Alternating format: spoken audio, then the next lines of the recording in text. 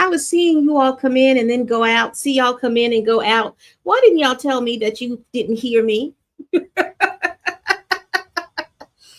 could have told me that you didn't hear the first part of what I said. So what we'll do, no worries at all. But what we'll do is go back to where I was. We weren't too far in that we can't go back through what we were talking about.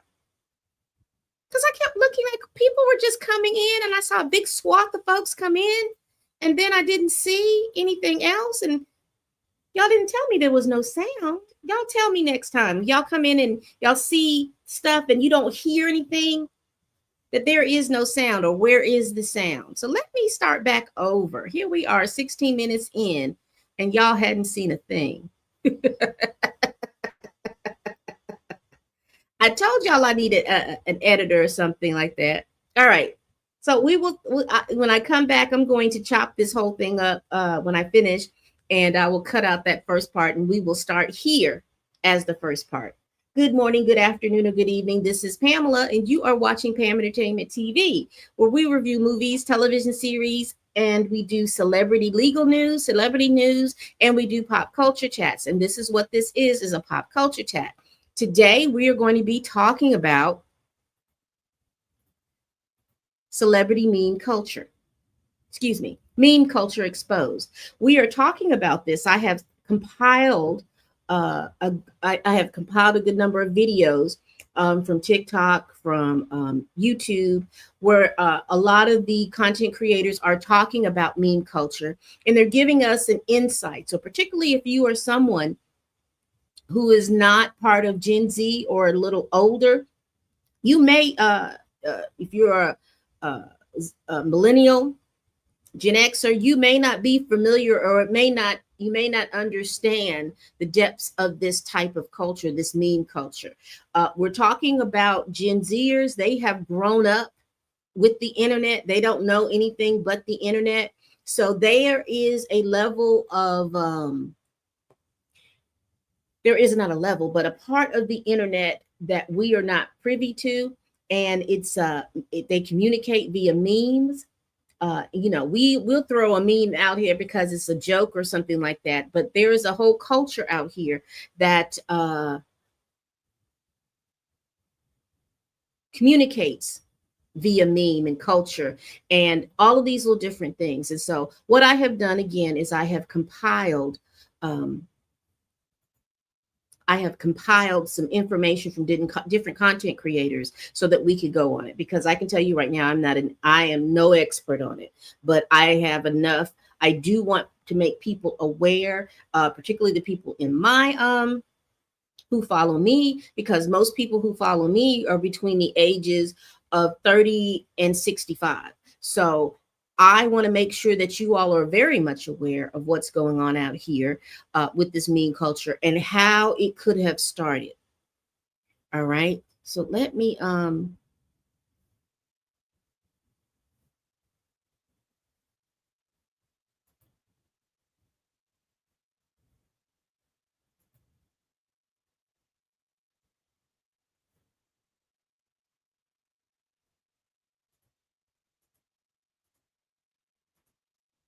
so again, the information and ideas expressed from these videos, the guests in the videos are not the opinions of Pam Entertainment TV unless specified. All information is alleged.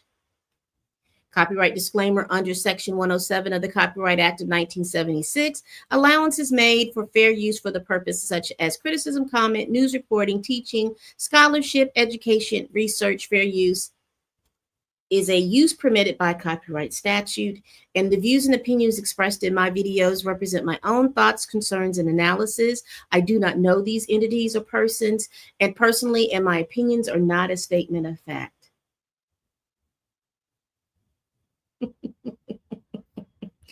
Hey, hello there. Listen, what are you doing right now? Because I'm wading in the water through this joker right here. Just let me know.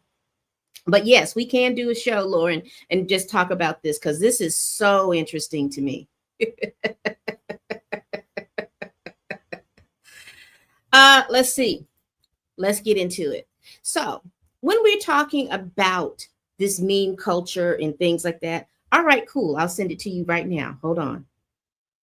As we're talking about this meme culture and all of these little different things that are going on, we have to talk about Nick Fuentes. Okay. Now, who is Nick Fuentes? We will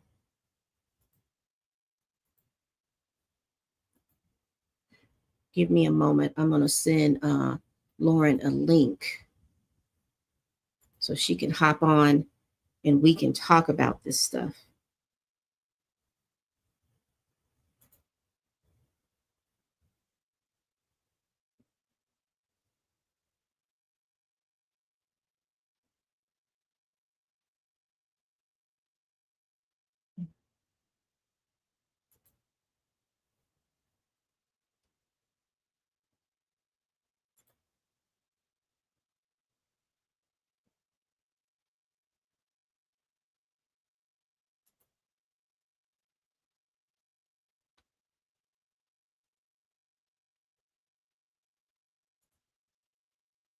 Give me 1 second, y'all.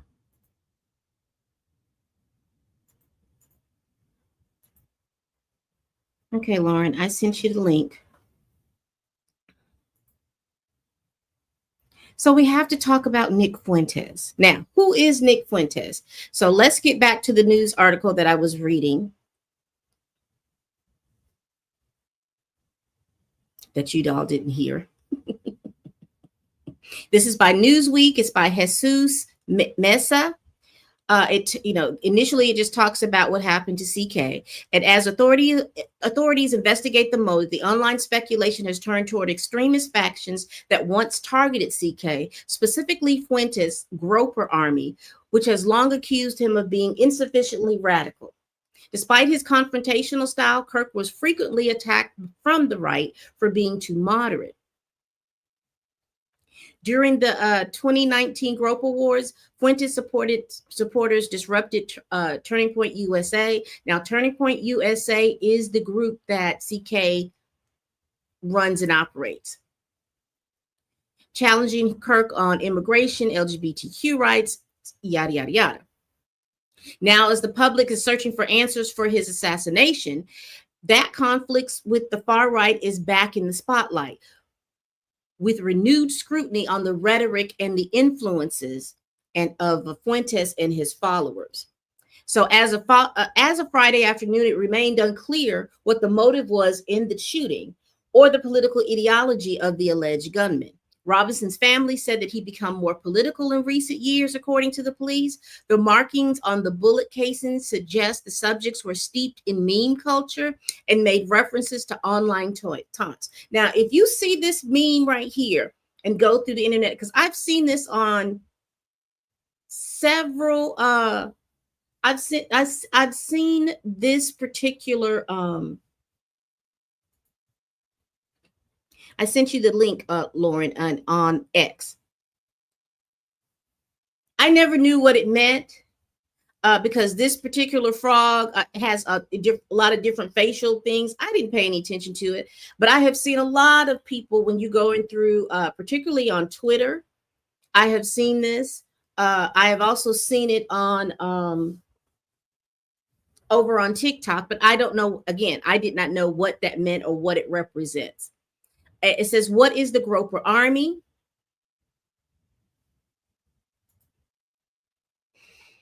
Is a far-right online-based movement organized around white nationalist and America First advocate Nick Fuentes. According to the Anti-Defamation League, the group consists of alt-right white nationalists and Christian national activists who hold virulently anti-Semitic, racist, homophobic views, often cloaked in rhetoric about traditional values and family.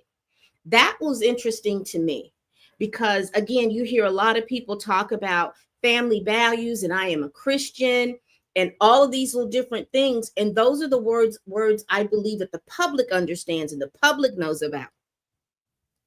But Those are the words that the public understands and the public knows about. But now I'm starting to realize that when you hear a lot of people talk about, I'm afraid for my traditional values, I'm afraid for my families, these Christian families and stuff like that, you're starting to pull the cloak back on what's going on in a lot of these alt-right groups and fringe groups. It says here that the Groyper's mascot is a cartoon frog called Groyper, a variant of Pepe meme used widely amongst extremist groups. And it says that this movement happened widely in 2019. And this is what was interesting to me, because you remember 2019 was the year before the what? The pandemic. So that meant that once we were locked in and all of this stuff was going on, you know how you had people who were so locked in that the PORN sites blew up because they were in. You also saw probably 9 months later that when the initial lockdown happened, you started to see a lot of babies be born. You saw a lot of people, domestic violence and all those types of things started to increase around that time because, again, people were locked in and stir crazy and all this other stuff. Now, if you understand that, please understand that during this time as well, this movement started to ramp up and fester as well.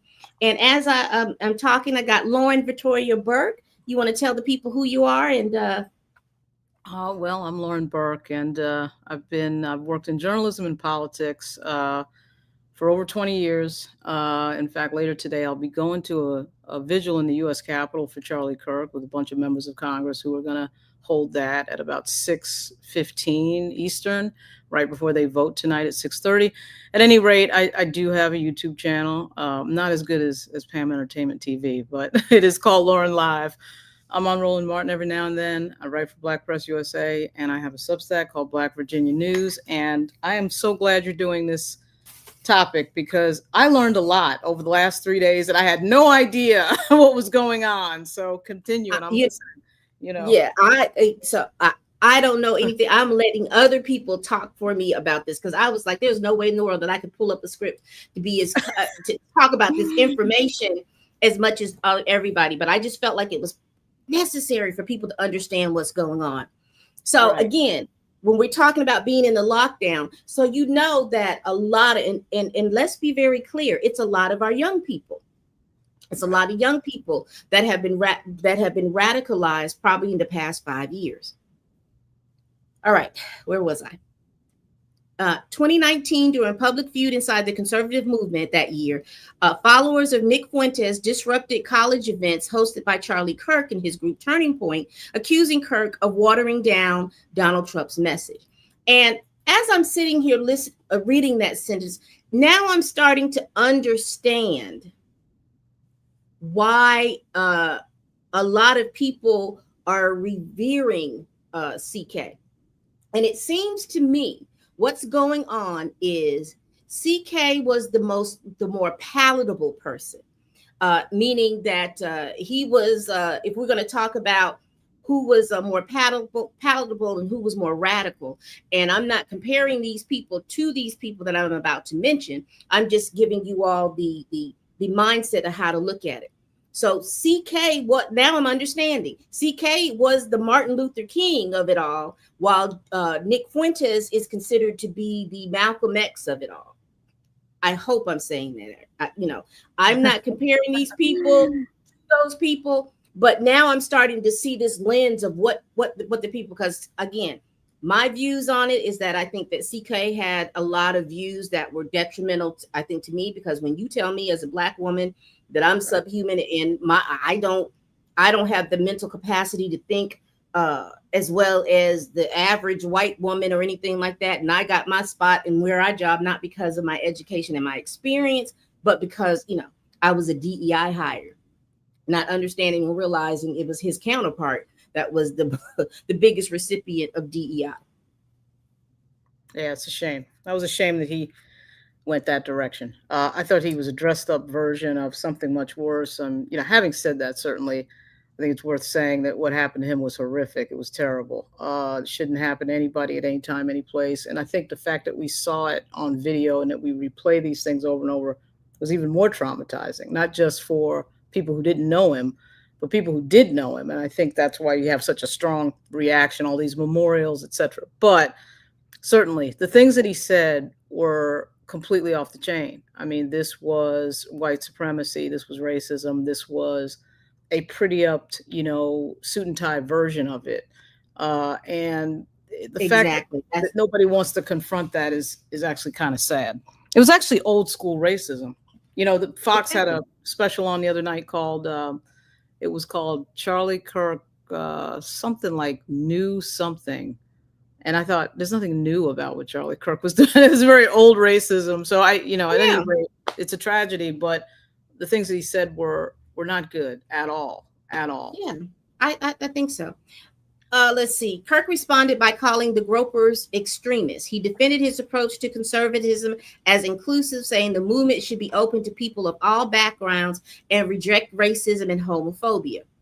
And that's interesting because, again, we knew that he did not. He said his rhetoric doesn't match to me about him rejecting racism and rejecting homophobia. That didn't seem like that to me. I think that they presented him because, again, he was MAGA. He was young. He can dress in a suit and tie. He can articulate. And I think because someone put it best, they're moving when we talk about churches and things like that, and we'll definitely get into that later on. But I think the issue was they were moving people to the conservative movement so that they can get the votes, not that they were moving or trying to pull people through to Christianity. I think that those are two separate things or two separate lanes that we need to understand. They're not pushing and moving people. They're moving and pushing people to conservatism, but they're not moving people into Christianity. But they'll say, these are my Christian beliefs. I'm traditional. These are my Christian beliefs. And that pulls at, and if you are Christian, you hear that and you're like, oh, okay. This is somebody that I can get behind because, they love Jesus, but they're not telling you they love Jesus. They're just telling you, I am a Christian. Even more odd was they were just sort of talking about Jesus a lot. I'm not sure what was so Jesus-like about some of the things that they were advocating for. You're effectively saying that groups of people, you're vilifying groups of people based on nothing other than skin color or ethnicity. I don't want to repeat some of the things that he said, but there's nothing, the answer to the question of what would Jesus do was not answered by Charlie Kirk. They like to sort of read scripture and look like they're doing something because they're reading a few Bible verses. But I was taken aback at that idea that they're wrapping themselves in the Bible and yet not doing anything that is Jesus-like. So that's problematic. Right. So, all of this to say is I'm not going to go through this whole article because we have things, but this is where am I? I got to put us back over here. This is a picture of who Nick Fuentes is. And it's always interesting me because, I hear, because, I'm listening to the last name and the last name sounds Hispanic somewhere in there. And then I think about the guy that was over the Proud Boys and he was like Hispanic. It's interesting to see that particular situation of that. And I'm not going to go too far in that, but it is quite interesting to see that those people that the pipeline also it doesn't matter what your ethnicity is. If you are white appearing, but I don't think the guy in the Proud Boys was white appearing, but he believed that. So we're not going to go over it. So this is a YouTube video. Now we're not going to go over the whole video, but what I want to do is to go over the part that talks about Nick Fuentes and the beef, so to speak, that he had with Charlie Kirk. So let me get to that spot.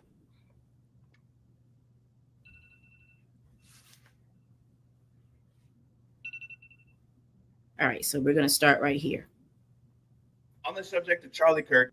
Now, I will tell you all, and I've said this before, I do not follow any of these people that I am showing. So I don't know anything about their background or anything. What I did was listen to the information that they gave, and I'm going to give you that information. So I wanted to set that up. I don't follow any of these folks, but I put their information up just so you'll know, just for my bibliography, so to speak. I just want you all to know that this is what's being talked about online. So let's continue. Today, I'm going to talk specifically about Groypers and Nick Fuentes and the Groyper Army prosecuting a quote-unquote war against Charlie Kirk. Because it's important for you to know this stuff, because the dipshit, mouth-breathing oxygen thieves and MAGA. And again, I apologize for the language. I don't have the ability to cut some of this language out. But there is going to be some language in here that's not accepted, that's going to be awful.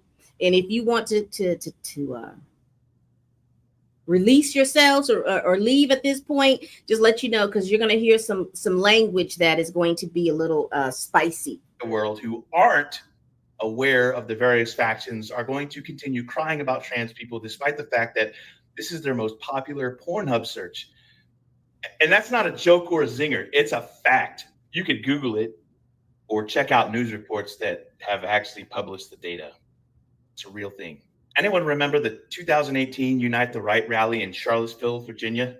The one with the white boys wearing polo shirts and carrying tiki torches, shouting, "Cheers will not replace us," and ultimately resulting in some racist kid driving his Dodge Challenger into a crowd of protesters, injuring a number of people and killing a woman named Heather Heyer. Nick Fuentes was one of a handful of young, fresh-faced up-and-comers out of the Jared Taylor, Richard Spencer School of White Nationalism. Y'all remember Richard Spencer, the alt-right guy with the fancy alt-right haircut who shouted "Hail Trump" and was doing Sieg Heils, the guy who famously got punched in the face a few times on camera? Nick Fuentes was a conservative libertarian when he started doing political coverage in high school, and he was gradually radicalized by sites like 4chan and on boards like Talkis. Nick went to Boston University but dropped out after the Unite the Right rally. We're going to talk a little bit about 4chan.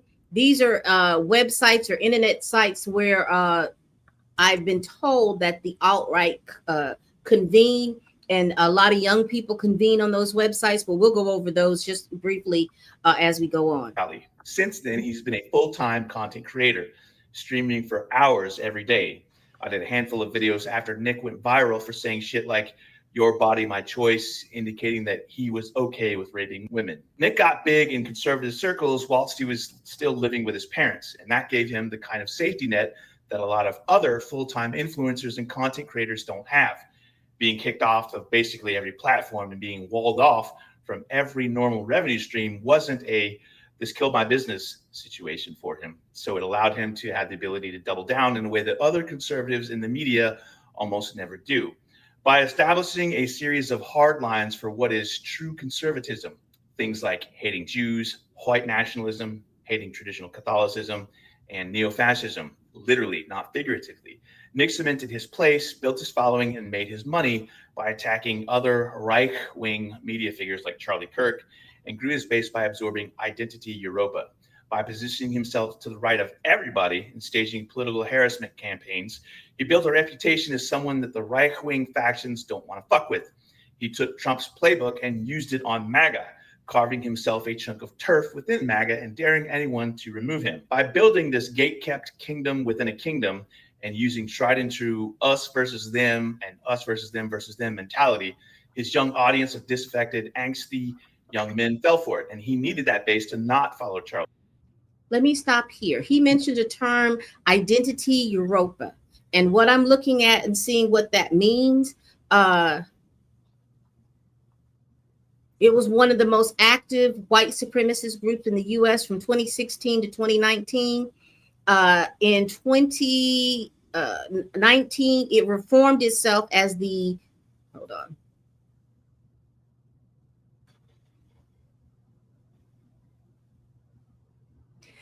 Into a new group called the American Identitarian Movement, AIM.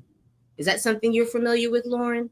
No, I am not familiar with anything other than Groyper, which I had just learned about, less than 72 hours ago, and really from people who study the dark web. and several of whom, as you probably have seen, have posted on TikTok.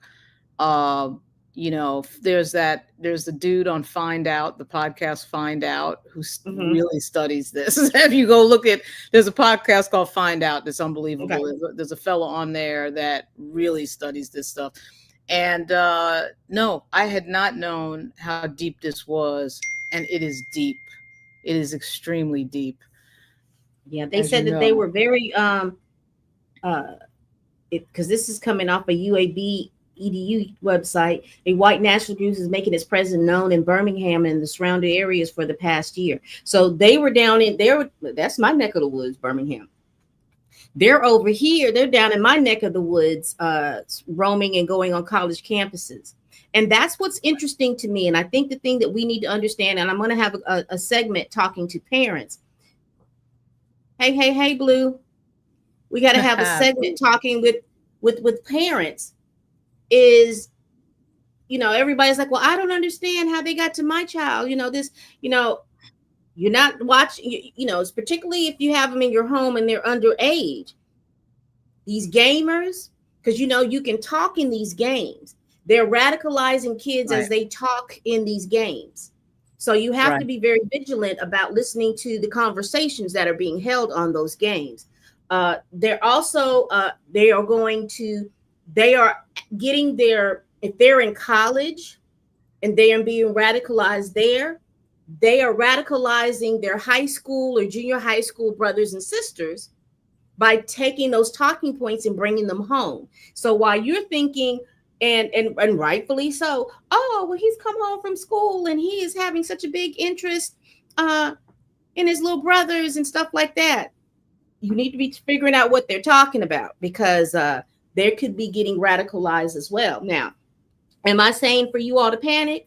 Absolutely. Absolutely. Because, I think the other thing about the gamer thing that hasn't been revealed yet in the case of Tyler Robinson being the suspect who allegedly, and of course it's only allegedly, shot Charlie Kirk, shot and killed Charlie Kirk, is that what games are we talking about? What streaming are we talking about? And I will absolutely guarantee you, I would bet anything on it that it involves some sort of shoot 'em up, bang, bang type of game, right?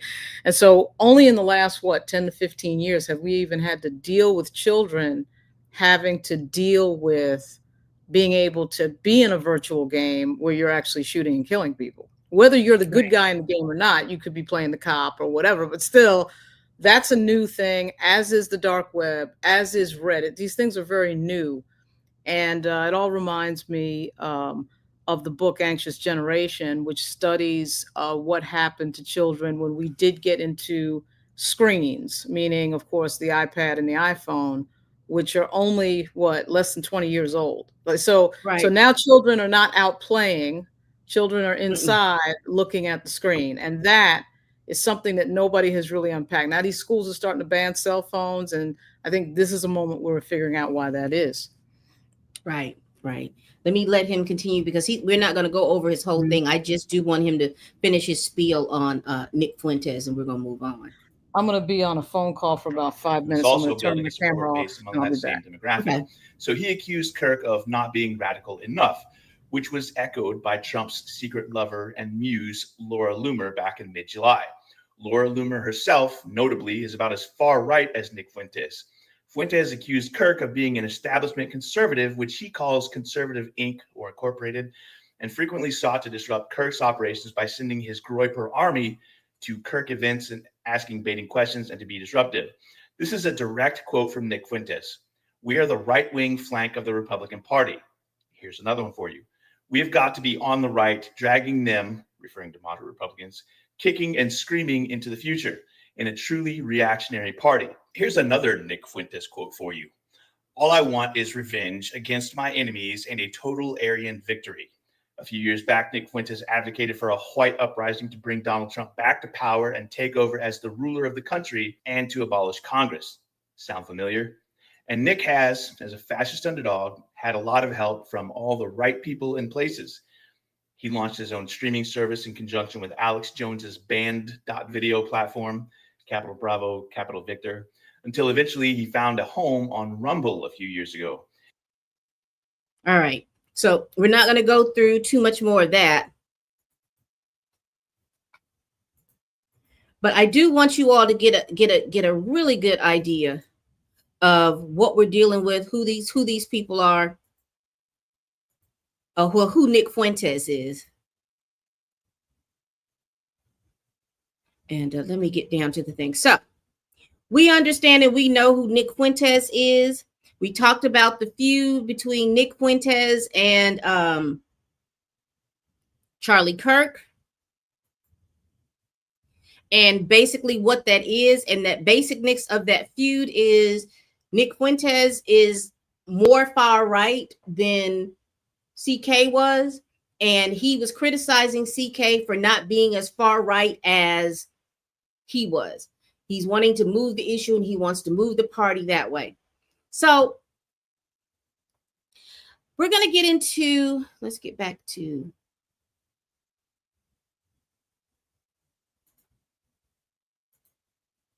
we're going to get in here because I've got a couple more things, and these are, again, these are TikToks, and we are going to get into them. Now, again, I'm trying to let me see if I can restart this.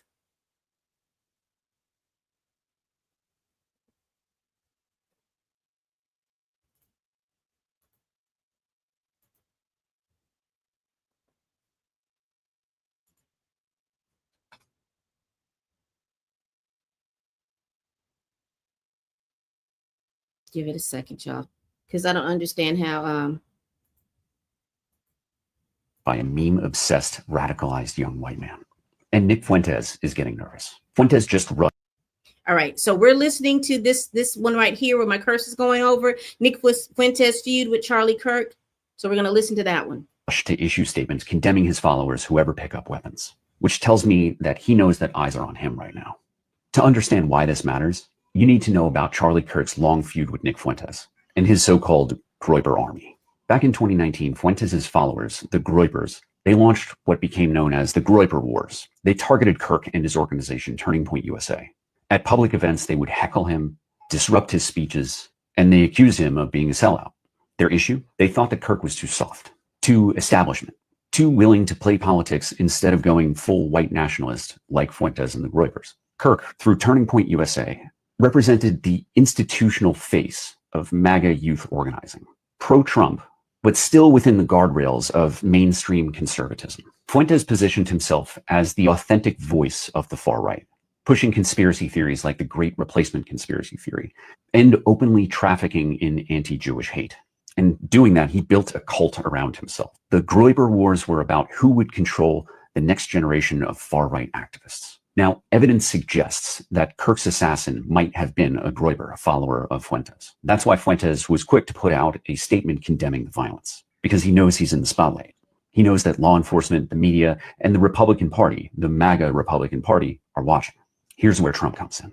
Trump has always relied on Kirk as one of his most loyal propagandists. But he's also openly flirted with Fuentes, meeting him after January 6th, refusing to fully denounce him, and letting figures like Laura Loomer, who's allied with Fuentes, stay close. Trump thrives on playing both sides of this really dangerous coalition.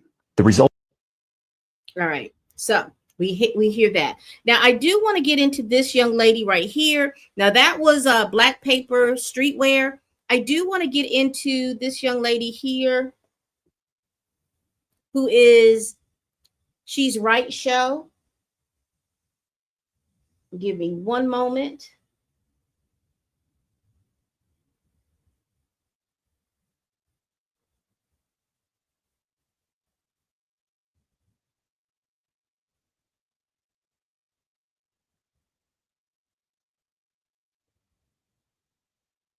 All right, everything's moving. Now she's talking about how people get radicalized in the misogyny and all of that stuff. What I'm trying to do is wait this out because I don't know. Let me see.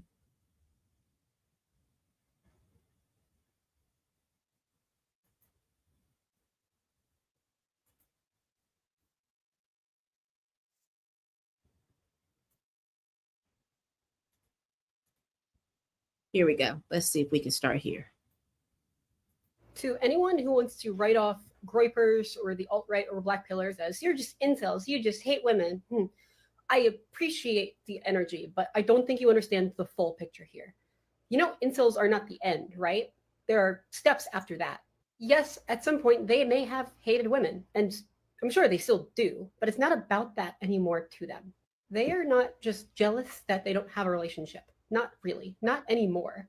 And this whole black pill, fashy, third way politics is rooted in lots of depression and hatred and apathy, coding everything fairly indiscriminately. And a core thought loop is this: they feel like failures, they feel alone. A lot of them, like the Charlie Kirk suspect, are probably college dropouts or struggling in high school or struggling to make friends or struggling to feel anything or to care because of depression. So their minds try to rationalize this. They seek communities that try to rationalize this, and they're trying to give each other support from the same mindset. And the conclusion they all reach is, it's okay, you're not missing out on anything anyway. They don't want to feel like failures, so they delegitimize external factors. It's no big deal, it's no big loss, it's all fake anyway, it doesn't matter. This helps them cope because they don't have the social emotional skills to succeed or to deal with how sad it feels to fail. So over time, they shift failing to get a girlfriend from a personal failing or a personal ugliness to women aren't worth it, women are bad. They'll push narratives that all women are dishonest or cheaters or in it for money. They resent women. They're disgusted by women. They don't like women, at least their idea of women, which is the only capacity they're exposed to women. And a lot of them are closeted and gay. A lot of them are closeted and asexual, even if they don't realize it. I think a lot of them are probably also closeted and trans, but try to cope with a sense of masculinity by deciding that women aren't something worth being, and their own unhappiness is relatively better. So you get this confusing situation where they're talking about these conservative ideals, like the virtues of heterosexuality, but they don't have girlfriends. Some of them have boyfriends. Sometimes they'll even date trans people, but in a really derogatory way. They'll like trans women because to them, they get the aesthetic appeal of women without this sort of imagined, genetically innate evilness of femininity. But they can do better than that. They can ditch all womanhood whatsoever. They love femboys. Aesthetically pretty, max Gooner appeal, no women to be found. It's very common for far-right extremists to be kind of gay and very homophobic. So at a certain point, if you try to tell them they're just jealous because they can't get a girlfriend, you've only validated their perception that you don't even understand them and they shouldn't take you seriously. I wish they knew that normal society doesn't mind who these people are attracted to, because these communities end up gatekeeping their own queerness from each other for no reason whatsoever. They'll bend over backwards to be misogynists. And when they start seeing all normal people as objects they hold nothing but this disgust for, like bugs, that's when they go to school and don't come out. To anyone? All right. That was a lot. That was a lot. That was a lot. I wasn't expecting all of that. That was a lot. That was a lot to process. So we're also we're going to get to this last one over here, and I just want, we're not going to play a whole lot of this one. I just want you to get in I just want you to hear how he speaks, how Nick Fuentes speaks. Okay.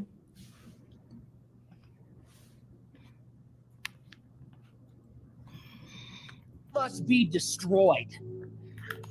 You must be identified, you must be isolated, and you must be eradicated from our society. Not Democrats, not leftists, not liberals, those people that would celebrate in that moment. That is pure evil. We are. All right. So I just wanted you to hear how he sounds, how he speaks, who he is, and we will continue on. Did you want to say anything, Victoria, while we were going? Well, the guy that I was referring to who had the Veterans Fighting Fascism shirt with the beard, that's the guy I was talking about from the Find Out podcast. He's excellent. He's amazing when it comes to this subject matter. Nick Fuentes is over the top as usual. I mean, I think so much of this, if you listen closely, is just insecurity. When he was talking, when we look at the clips where he was talking about Charlie Kirk, it sounds like insecurity. He talks about Charlie Kirk's fame, his money, his family. I mean, it's like, why are you so focused on somebody else's money and their family? Like, so, I mean, racism to me is insecurity. So it all makes sense. But there's a lot to take in here and a lot to unpack with regard to what is going on with how online influences young people. Just as a general topic, and of course, a very specific topic on this murder. Right. All right. Let me so this guy right here, Purdue Rabo, like I said again, I don't follow any of this. It's just that when it came across my TikTok timeline, I saved it and embedded it in this PowerPoint so that we could go over. Now, he is going to be talking about 3 separate things. He's going to be talking about meme culture. He is going to be talking about femboys and how the Groypers and the femboys get together. It is a whole situation. And excuse me, because my mouse is so sensitive when I need for it not to be sensitive. You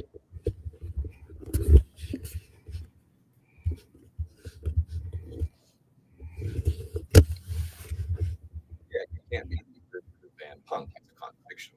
Well, you can't be liberal and punk either. Yeah, I agree. But aren't you a liberal? No, I have very strong feelings against liberals, especially. Oh, all right. You're on our side. I didn't want to go to that stupid little punk rock show anyways. Nope, I actually hate y'all more. Okay, hold on. Let me get to the initial one. Here we go.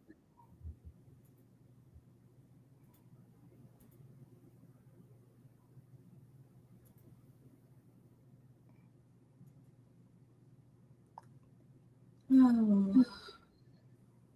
Give me one moment, because it seems like I you know how sometimes you mess around and you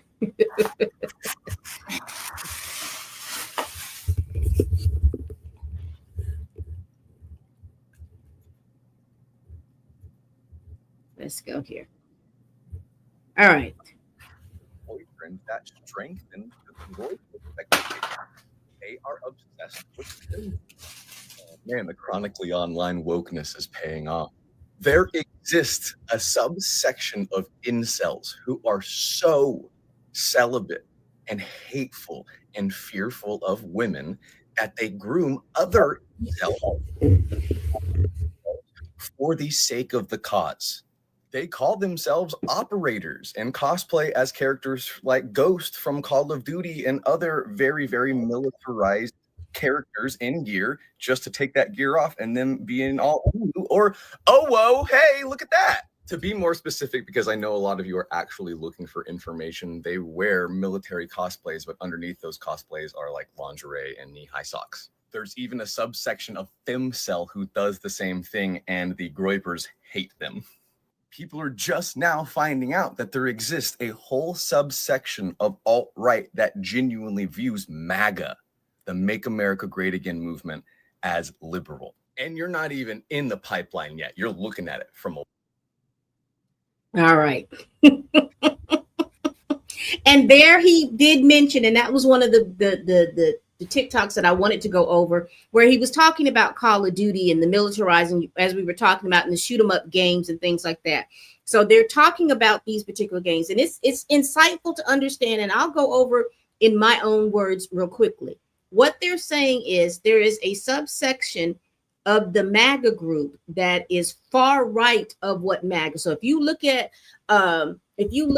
the conservative movement on a scale, you have the conservatives on one side, then you have MAGA here, and then as you go far right, you have like the Groypers.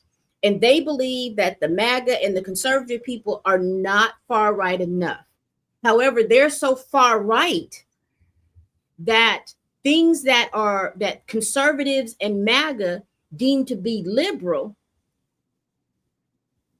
they are almost taking the identity of that, particularly when they're starting to talk about when conservatives and MAGA start talking about trans people, leftists, and all these different things. Well, these people over here on the far right are somehow enmeshing themselves in those communities. So let's continue. I know it's a lot, y'all, but I think it's something that we really do need to.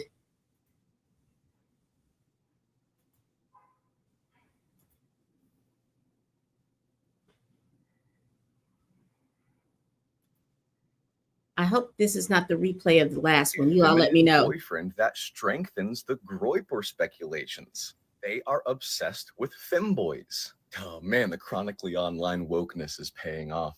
There exists a subsection of incels who are so I think this is the same celibate. thing. We won't go back through this. We won't go back through that.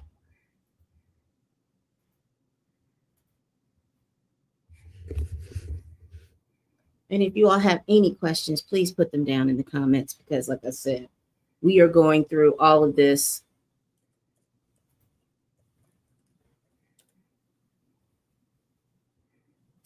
I think we've got enough.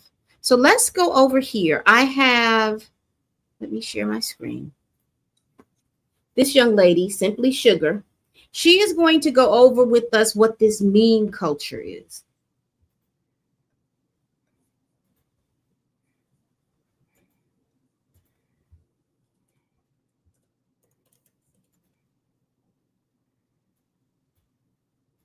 Hey, Simply Sugar here. 4chan culture, what is it? Stay with me, right? I'm going to define some of these things, because if you're my age, if I'm 50, if you're above the age of maybe 35, you won't understand what's going on unless you're a part of this gaming culture. What is 4chan? 4chan is an anonymous message board launched in 2003. No usernames, no history, just pure chaos.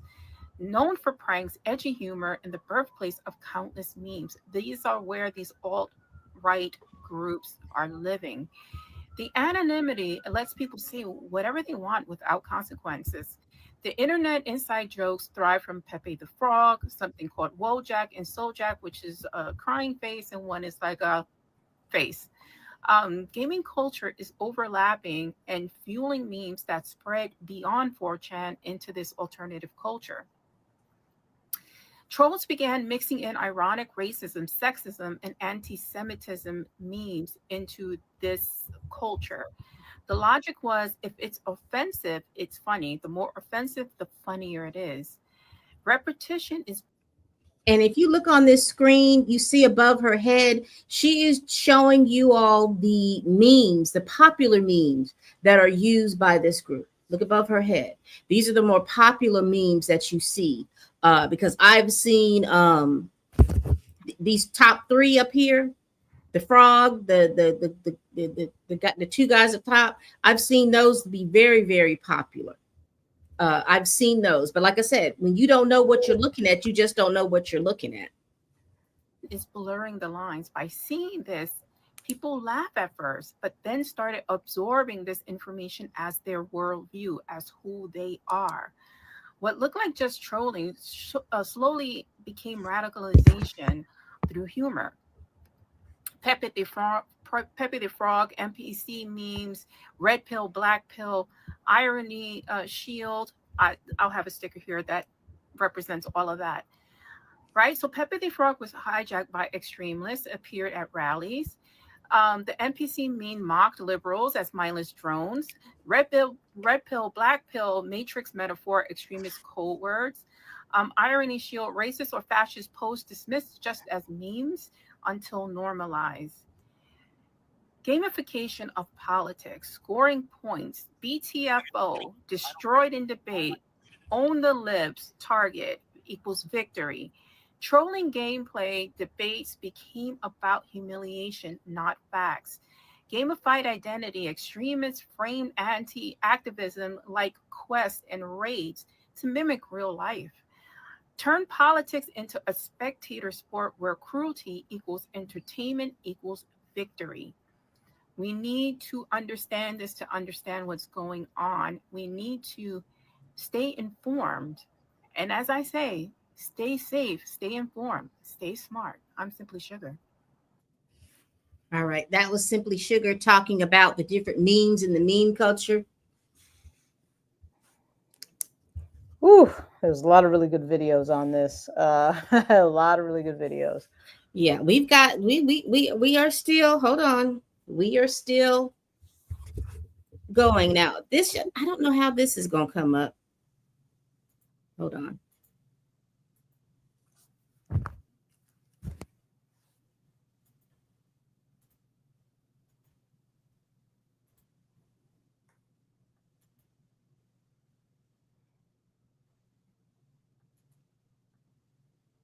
To go down a deep, dark rabbit hole. And when I say dark, I mean dark. But in order for us to get to Groyper, incel, femboy love, we're gonna have to start at the beginning. First and foremost, who are the Groypers? The Groypers are a group of far-right extremists who follow Nick Fuentes, who is a far-right extremist. This is the Nick Fuentes that said, "Your body, my choice." They use this image to represent themselves. You may have seen this image on the internet, usually making heinous comments. They are extreme far-right, even further extreme than MAGA. So extreme, in fact, that they believe Charlie Kirk and his followers are not extreme enough. And so for years, they've been beefing with each other, online mostly, but also in person, because Nick Fuentes would send his people to Charlie Kirk events to heckle Charlie Kirk. This whole entire community started on the deep interwebs. I'm talking beyond chronically online. I'm talking chronically online. I'm talking in the deep, dark interwebs of the internet. Places like 4chan and 8chan, where a lot of this alt-right extremist community originated. So because they were born from the internet, they speak internet language. AKA, they speak meme and they speak niche internet culture. So some of the references that we've been seeing come out as more and more information has come out about the shooter, other chronically online folks have identified as classic Groyper terminology, Groyper symbology, and deep internet speak.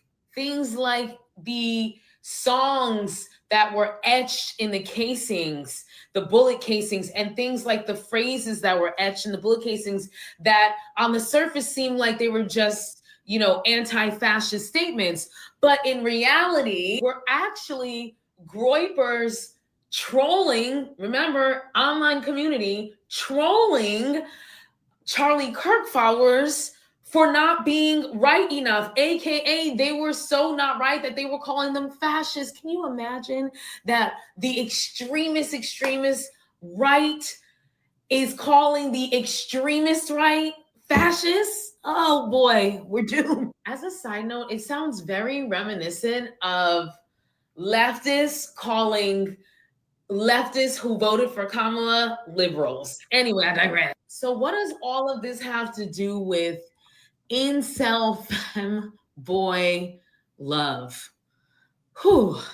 Well, these communities that cropped up, these alt-right communities in the 4chan, 8chan worlds, many of them were populated by incels. If you were to make a Venn diagram of incels and alt-right, it might could be. And so there is a community in the incel community that is, once again, even more extreme than the average incel woman-hating community. And there is a sect of the incel community that are actually in the closet. But they believe so much in all of that right-wing, gender norm rhetoric that they become incels. Instead of just being in the closet, they straight up hate women. And some of them in this extreme wing of the incel community, or in other parts of extreme wings of the incel community, some of these people feel like such failures as men. And I wanted to stop it there because that the same themes keep coming up. Right. On meme communication. If you would look at that, I want us to start looking at that as like when people speak Spanish. If you're so, it's a whole nother language. They are out here being bilingual with this meme culture, using these memes to communicate with each other or to say certain things to each other. So I want us to understand that this is what's going on. You may not understand those memes, but those memes and things have meanings. Right. But she's going back through the same things that there's. And I don't want to continue to belabor the point. But she's going to go over a lot of the same stuff that we were talking about. Now, I've got this. Let me make sure. Yes. So I do want to go over this particular.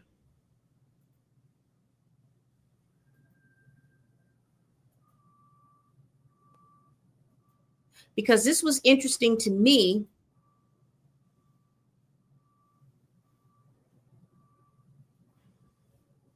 I kicked him clean off.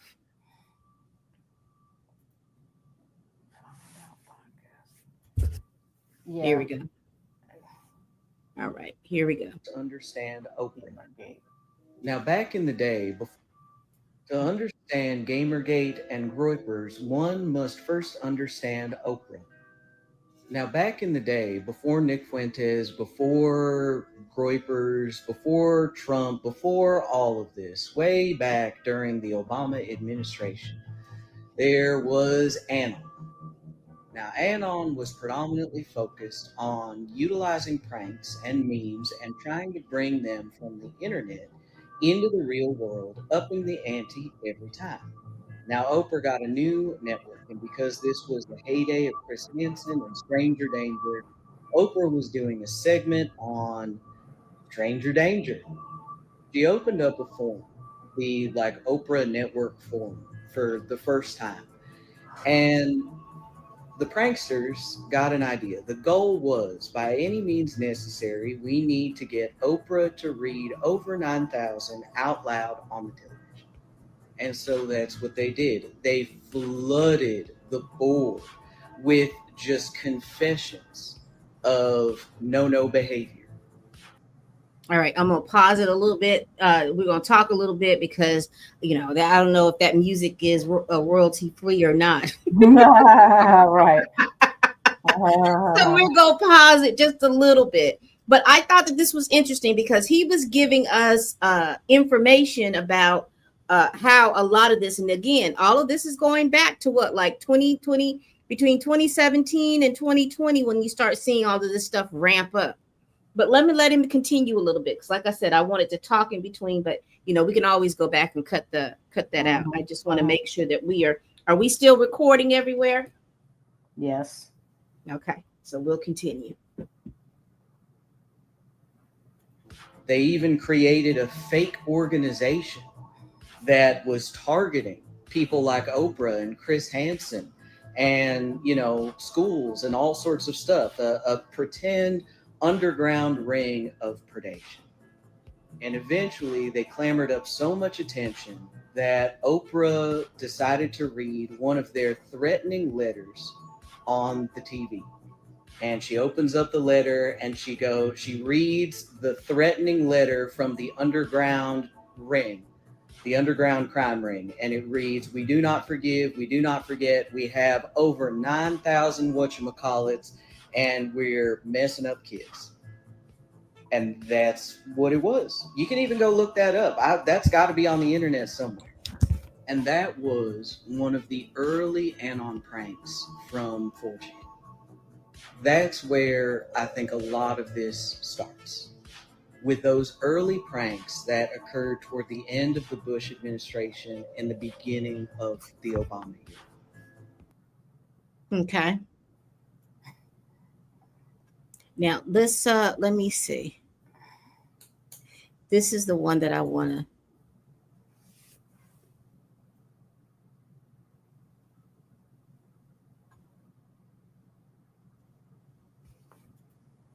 Close that.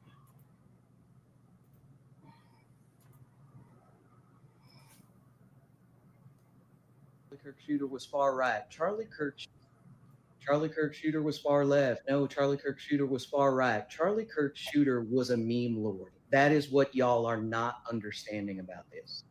Charlie Kirk Shooter exists politically on the horseshoe, like right in the middle of the horseshoe between right and left. They are so far to the right that they are consequently to the left, and they are so far to the left that they are consequently on the extreme right. So within this group, sexuality is not a big deal. At least there's not as much weight placed upon it as it is with the religious right. There is also a lot of extreme hardline conservative racism. Some areas have a deep belief in phrenology and biology and feel that the world should be run based off of those terms almost exclusively. There's a lot of variety within this group. But the one thing they come together to agree upon is that nothing means anything and you should do anything for the laws. That's what it means. LOLs. Unless you have spent time in these online spaces observing them, it is very difficult to understand. But this was predominantly done for the laws. And then the secondary function of it was accelerationism in order to crumble the societal structure that we currently have now. And that is what it comes down to. And that's partly why people are so conflicted and unable to pin them down. Because no, they're not completely alt-right. And no, they're not completely left. They exist in the middle of the horseshoe of extremism. It's, I would argue, even more dangerous. But the thing about this particular group that has evolved into Reuters over time, they've gone by many, many names in the past. There's a clear cultural evolution of this group. If you study it, you know exactly what I'm talking about. But I don't think a lot of people study this in general. I'm just a weirdo who has a hyperfixation. But at the end of the day, it is Reuters or this group that got Donald Trump elected for the laws. Haven't you ever wondered why stupid stuff seems to happen constantly in these good old United States? Haven't you wondered why everything is incomprehensibly moronic, like it was a badly written SNL sketch? That is why. This group is one of the most proficient groups at memeing and propaganda. And in 2016, that was when this particular group truly leveraged their meme lordism and their meme ability into propaganda, full blown, and really directed it at getting a specific candidate elected and also spreading certain types of ideologies and belief systems throughout the internet for the laws. Like, this group is highly nihilistic in many ways. Most of the reasoning behind it is for the laws. This is why within this group, there's not as many qualms about sexuality as like what you get on the religious right. That's why there are things within this group that seem both radical right and radical left, because they exist within that horseshoe of extremism politically. And because they're very nihilistic, they almost don't care what they believe in, as long as it's funny. And that's what a lot of it comes down to. Is it funny? Does it accelerate chaos and societal collapse? If it checks those two boxes, that's what they're into. So this is a really deep and complex topic, and I hope I'm explaining it okay. But That's why nobody can figure out what side of the fence they're on. They're not on any side of the fence. They're right in the middle of the fence, looking over at both sides and laughing at the futility of it. That's what it is. Charlie Kirk shooter. All right. So this is what I want to do. I want to show you some of the stuff that he's talking about. So I went on X and to look up some stuff. So here are some of the ways that they do communicate with means for propaganda. This is what he's talking about.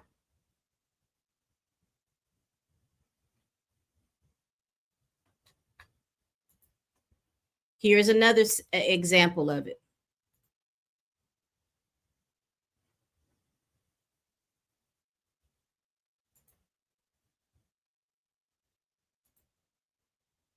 Here we go again.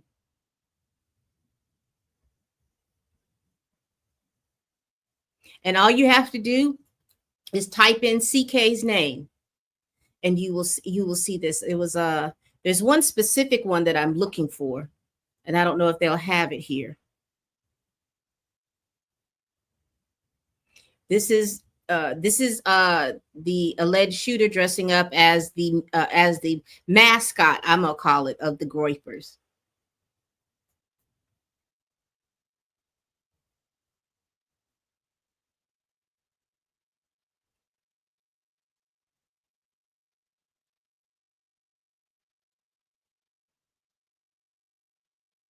We're not going to be on here too long, but I do, because I'm trying to go through here as quickly as possible, because some of this stuff may not be, I'll tell you what. I'll just share this tab real quick and go down and look for it. Because some of that stuff, I don't know if it's appropriate for views. But there was one recently that it was on top of each other, where you would have like how was it? Let me see. It's hard for me to explain, but it's two rallies. It's two different rallies, and they have like on top, I guess, like a Black Lives Matter rally versus this thing. You know which one I'm talking about? Yeah, I think I've seen that one. Yep. We got to keep in mind that who creates these things are probably people under the age of 15 and 16, which is one of the reasons why in the commentary of a lot of the folks that are studying meme culture and the dark web and 4chan and everything else is that so much of it is on the level of we're joking, or it's not serious, or life is not really serious. Right. There's sort of a deep sort of not really devil may care. That doesn't really capture it, but nothing really means anything. The nihilism is there heavy, is what a lot of the analysis and a lot of the folks that study this say. You had Right. Christopher Goldsmith on earlier. Chris Goldsmith is on the Find Out podcast, and he's really excellent as this at this. That's why I'm sort of shouting him out, but he's really into studying this. Right. Yeah, but you knew exactly the one, and that made me start thinking, oh, okay. Now I'm starting to understand just a little bit. Now I'm gonna play this particular video. The language is serious, but I'm just letting you all know now. He's talking about who he believes the shooter is, who he believes Tyler, the alleged shooter. Let me use the word allegedly. Okay, I'm going to break this down really simple. The Charlie Kirk shooting and the assassination, the shooter, he made the shooting a shitpost. He's a deep internet troll. He's a meme lord, okay? His biggest accomplishment, of course, is going to be a shitpost. The 4 bullets he engraved, they all are shitpost meanings. They're all deeped in irony because that's what a meme, edgy, fucking 4chaner does, okay? The Bella Ciao, Bella Ciao, Bella Ciao. It links to Hearts of Iron 4. I've played Hearts of Iron 4. I don't play it because I'm a weirdo. I play it because I like killing Nazis. So I usually go as the allies to kill Nazis. However, that's in the game, and the game is very, very heavily played by alt-right extremists because they get to play as Nazis and they don't really have to really do the talk about the worst part about being a Nazi. They get to just. And again, like Lauren had said earlier, you know, they're playing these games, and like she said, they are operating in a space where they feel like, oh, it's ironic, it's not real. I don't know why people would get upset. It's a joke, but it's not. And that's right. And keep in mind, in the book I brought before was the book by Jonathan Haidt, Anxious Generation, which analyzes the impact of the first generation, which they think is Gen Z. I mean, the millennials are sort of in there and Gen Y is in there. But then there's the generation that grew up with a phone in their hand or an iPad in their hand. So this is now, these folks are starting to get a little bit older. And there has been no real analysis on the impact of the technology on young people. And this is now the first generation. So part of what we're dealing with is learning the impact of the technology generation. And you probably have seen clips of Mark Zuckerberg being pulled in, you know, on Capitol Hill, and these, you know, being asked certain things. Facebook did have a whistleblower named Frances Haugen, who came in and talked about how Instagram was linked to teen girls committing suicide. That was her theory of the case. The fact that these algorithms and these internet programs are trying to, or I should say these social media programs are trying to loop you in and keep you on, and there's certain devices they use to keep you on. So this all sort of goes to that general topic of how children are impacted by these. And we don't really know the answer to that. We don't really know the answer. And I think we're slowly finding out what the answer is through some of these incidents. Right. I'm gonna let him continue, and then I just have like because we're almost at the end, y'all. To just be a Nazi pretty much. So they really like that game. It's also, so it's used in that game a lot, ironically, by fascists. Okay. The hey fascist catch and then the Helldivers 500 kilogram thing is ironic because that's what they say in Helldivers. I play Helldivers. I play with my friends. It's a very big game. That's a voice line in the game. It says, hey, fascist, catch, when you throw the fucking stratagem where you put the arrows into. That's more irony. The alt-right loves Helldivers because you play as this democracy like first thing where it's just the whole game is meant to be ironic, where it's like you're not actually meant to be like happy that you're doing this because you're actually just perpetrating like the American imperialism it's in a game now. But fascists love this because they get to just be fascists in a game. Are you clicking it now? Are you understanding where their headspace is? Okay, so let's keep going. If you're reading this, you're gay, LMAO.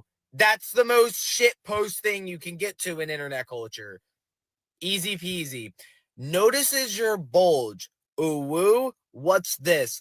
That's the crowning one, okay, for his boyfriend or girlfriend to be a femboy transgender. That's what makes sense. That's what they do. They're incels. They're groypers, okay? What their whole thing is that they're afraid of women. Women scare them. So what they do is they feminize the men in their circles into femboys. There's a whole, you could watch so many videos on this, on people who can give you better, like, interpretations and analysis than I do, okay? You can look it up.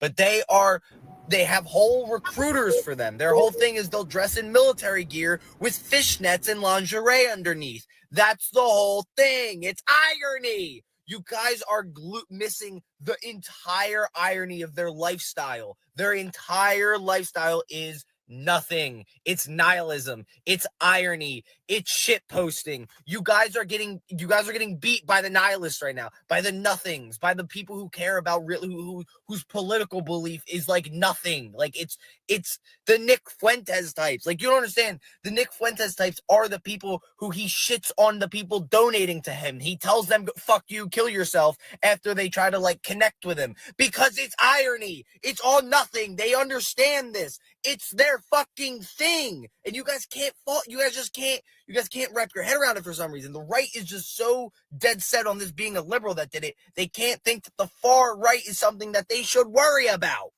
Okay.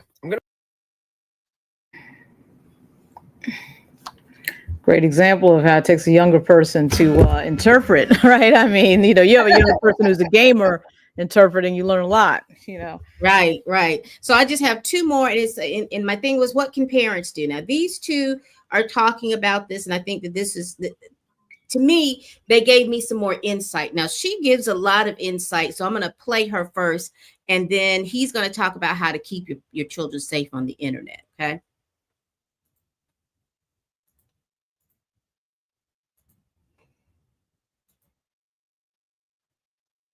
I also don't think he's Democrat. I don't think he's leftist. I don't think Tyler Robinson is Republican. I also don't think he's Democrat. I don't think he's leftist extremist. I don't think he's a rightist extremist. I'm just going to make this video and then I'm going to go back to my regularly scheduled content and hop off of this side of things. But I do want to hit on this, just pulling from, again, my background in military intelligence and intelligence analysis, especially as it related to terrorism in the Middle East and terrorist cells, because I'm seeing a lot of really scarily similar things. I think something that's going to be hard for people to wrap their heads around are the political identities of Democrat, Republican, right, left are actually starting to disappear within the next generation. We're actually seeing a counterculture movement and a rebellion towards those political identities, both the right and the left. What we know is that Tyler Robinson was incredibly intelligent. He scored a 34 out of 36 on the ACT. I will say that too. I've seen that in millennials as well. To the disruption of having either you're Republican or either you're Democrat. I've heard people say, well, I'm independent, or I vote for I vote for what I want. I don't identify and say that I'm Democrat. I don't identify and say that I'm Republican. So that was always interesting to me, to say that probably in the next 10 years, you're not going to see that the way the young people think. They're not going to be thinking, oh, well, over here I'm Republican or over here I'm Democrat. They're going to be thinking, I don't identify with that. This is what I identify with. And I don't know if we politically are ready or at the point for this yet. We're definitely not ready or at the point for that yet. I mean, we saw a little bit of that confusion. I think it was a 2016 race where the same people who were identifying with Bernie Sanders were also identifying with Donald Trump. We had a little bit of that conversation. There just seems to be a sense of, I don't want to say hopelessness, but maybe confusion, you know. I think the United States, you can't really get away with having 40 and 45 million people under the poverty line and not really having a share in the American dream, white, black, and everything else. And you can't get away with that for long without people feeling a sense of nihilism, you know, and these kids are probably, some of these kids are probably a result of that. Let's continue. Which puts him in the top 1%.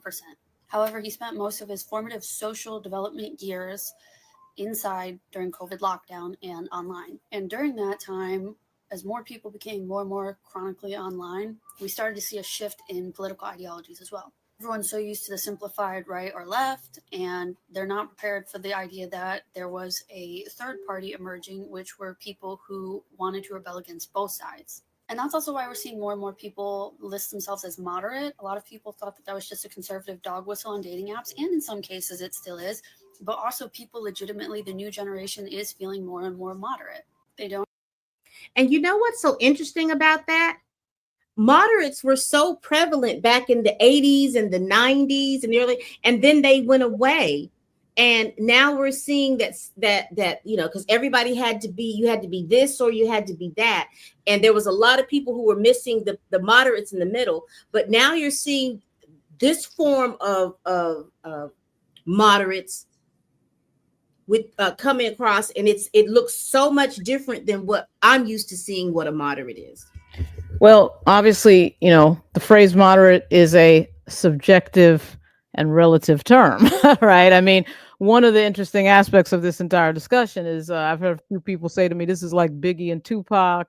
This is like Malcolm X and MLK, where, of course, the moderate is going to look like MLK if you have a Malcolm X.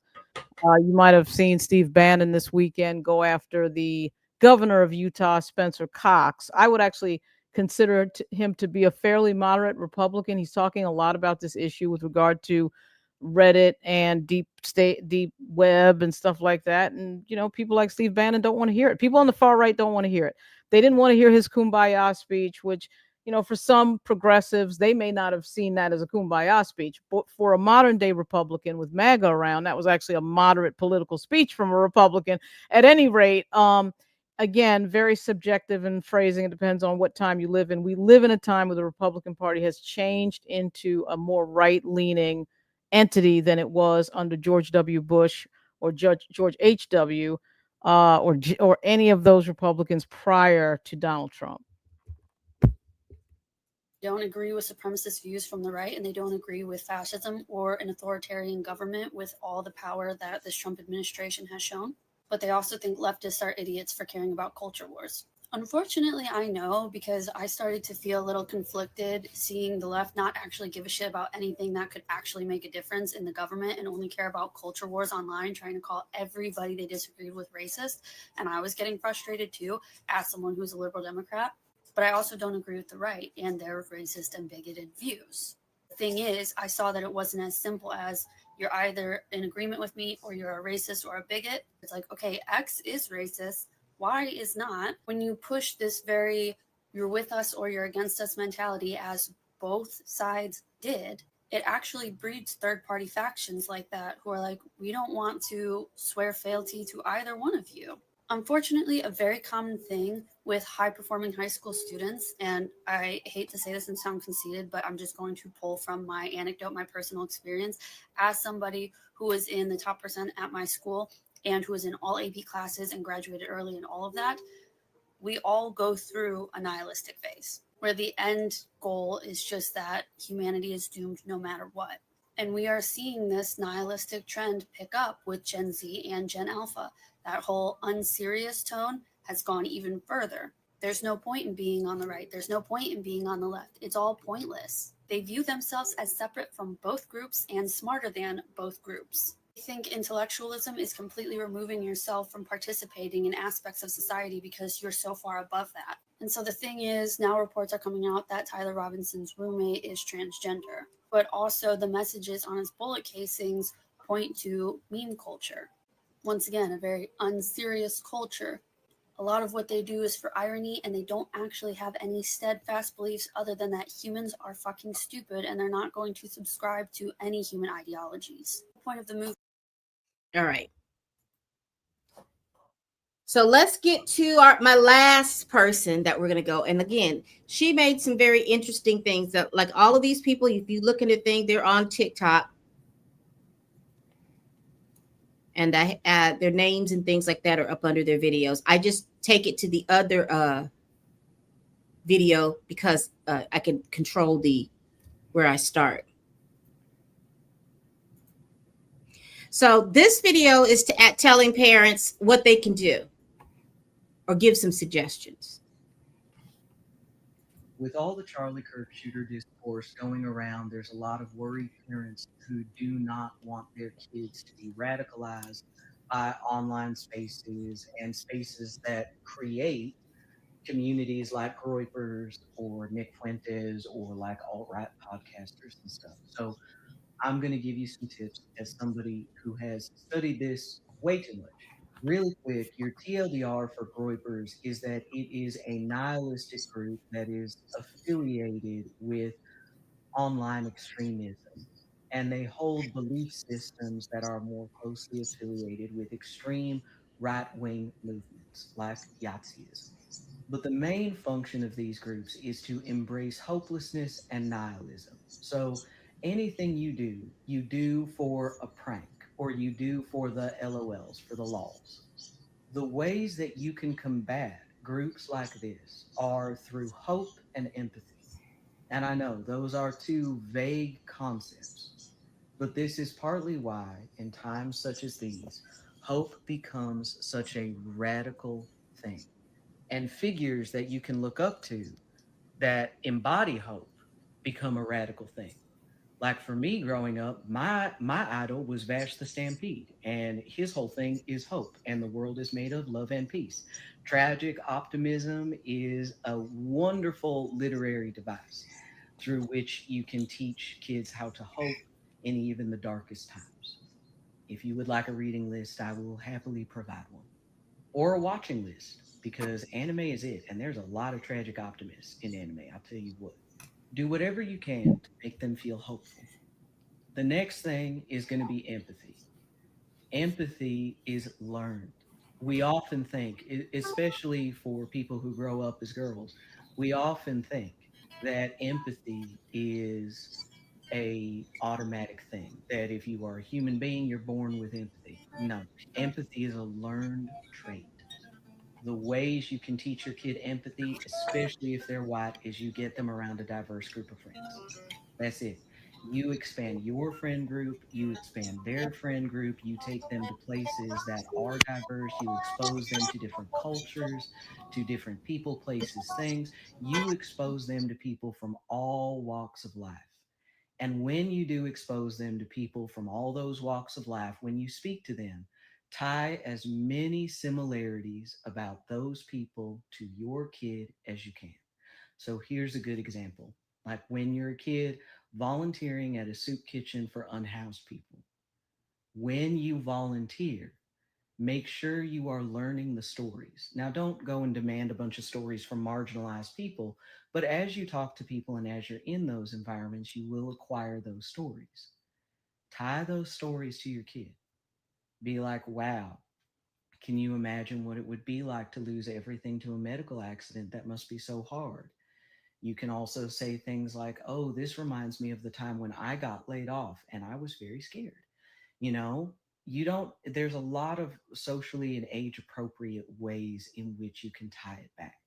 But make sure you draw those direct parallels. Make sure you humanize the people around you. In your day to day, when you feel like saying something judgmental about another woman or about another person that you see out in public, don't do it. When your kid starts to get judgmental, call them on it. Call them on it by saying things like, well, we don't know why that person was upset. They could be having a really hard day. Empathy is learned through modeling the behavior.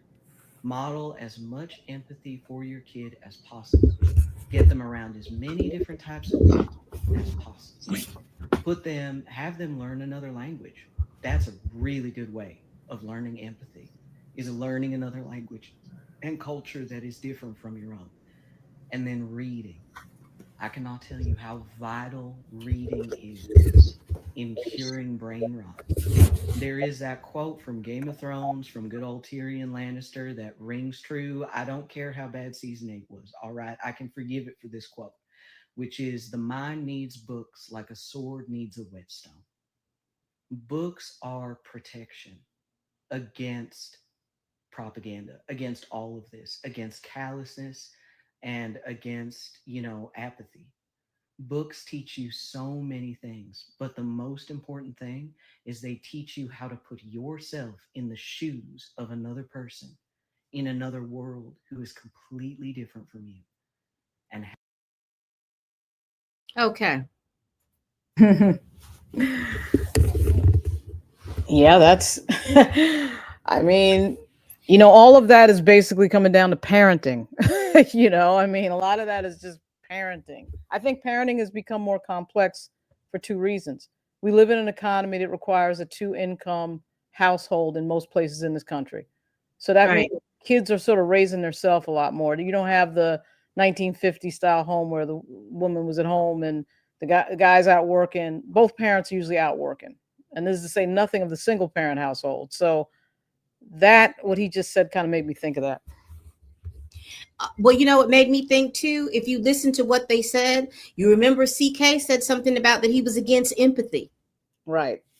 And then you start talking about the books and how in Florida, they were getting rid of all of this CRT and this DEI, and they were getting away from all of those books. So you see it where it is about parenting, but you also see it in a big socio-political stance that they're trying to do away with those things that make